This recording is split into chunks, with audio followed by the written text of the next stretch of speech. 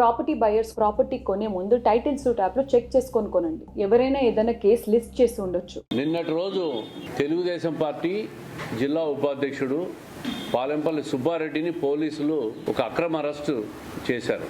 దాదాపు 10 రోజుల కిందట కడప నడి రోడ్డు పైన శ్రీనివాసరెడ్డి అనే వ్యక్తిని హత్య చేయడం జరిగింది. ఆ హత్యలో స్పష్టంగా పోలీసు వాళ్ళు ఎవరు చేశారు హత్య అని ప్రతాప్ రెడ్డి అని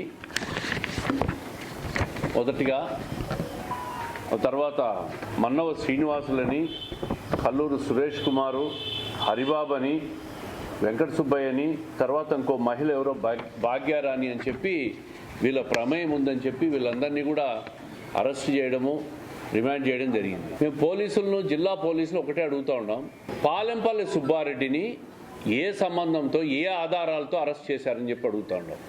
హత్య చేసింది, హత్య కావించబడింది వైసీపీ వాళ్ళు.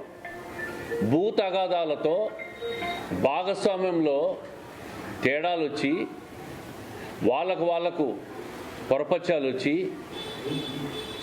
శ్రీనివాసరెడ్డి అనే వ్యక్తిని వైసీపీ వాళ్ళు హత్య చేశారు.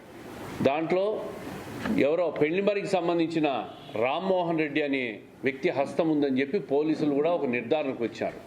ప్రతాప్ రెడ్డి అనే వ్యక్తి నేరుగా హత్య చేశాడని, పెళ్లిమరికి చెందిన రామ్మోహన్ రెడ్డితో నేరుగా సంబంధాలు ఉన్నాయని పోలీసులు ఒక నిర్ధారణకు వచ్చారు. మరి ఎవరి ఒత్తిడితో ఈరోజు ఆ రామ్మోహన్ రెడ్డిని తప్పించారు? ఎవరి ఒత్తిడితో ఏ సంబంధం లేని పాలెంపల్లి సుబ్బారెడ్డిని అరెస్ట్ చేశారు? తెలుగుదేశం పార్టీ వ్యక్తిని. అతనికి ఏం సంబంధం ఉంది? ఏ ఆధారాలతో మీరు అరెస్ట్ చేశారు? అంటే వైసీపీ వాళ్ళు చేసిన హత్యలు కూడా తెలుగుదేశం పార్టీ నాయకుల మీద వేసి తప్పుడు కేసులు పెట్టి అరెస్టు చేసి ముఖ్యమంత్రి గారి కళ్ళల్లో ఆనందం చూసేదానికి జిల్లా పోలీస్ యంత్రాంగం ఇదంతా తంతు నడుపుతా ఉంది. హత్య జరిగిన రోజు రాత్రే ముద్దాయిలందరినీ పట్టుకున్నారు. ఎవరు చేశారనేది తేటతెల్లమైపోయింది. 10 రోజుల తర్వాత ఈరోజు సుబ్బారెడ్డి అనే వ్యక్తిని పట్టుకున్నారు. ఇది చాలా అన్యాయం, చాలా అక్రమం. ఇది అక్రమ అరెస్ట్. ఇది ముఖ్యమంత్రి గారి పర్యటన వస్తూ ఉంది. ఈ పర్యటనలో వైసీపీ వాళ్ళు హత్యలు చేశారని చెప్పి జిల్లా ప్రజలందరూ చర్చించుకుంటూ ఉన్నారు. ఆ బురదంతా వైసీపీ మీద పడతా ఉంది.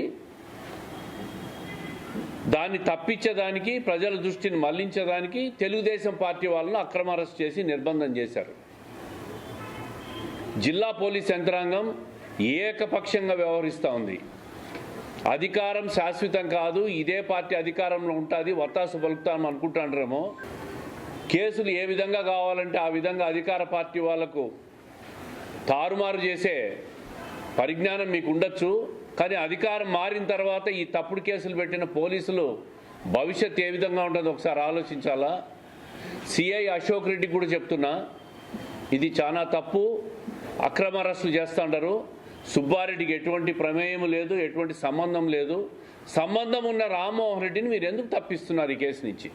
జిల్లా ఎస్పీ కూడా విజ్ఞప్తి చేస్తూ ఉండా, మీ మీద ఇప్పటి వరకు నీతి నిజాయితీగా పనిచేస్తుంటారని గౌరవం ఉంది మాకు.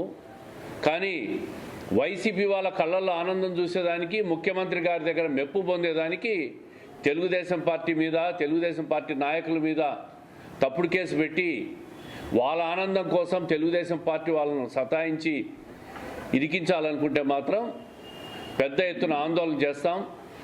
వదిలిపెట్టే ప్రసక్తే లేదు. ఇది తప్పు చేసిన రామ్మోహన్ రెడ్డిని ఎందుకు మీరు పట్టుకోలేదు, ఎందుకు కేసులో పెట్టలేదు, ముద్దాయిని ఎందుకు చేర్చలేదని చెప్పి మేము అడుగుతాం.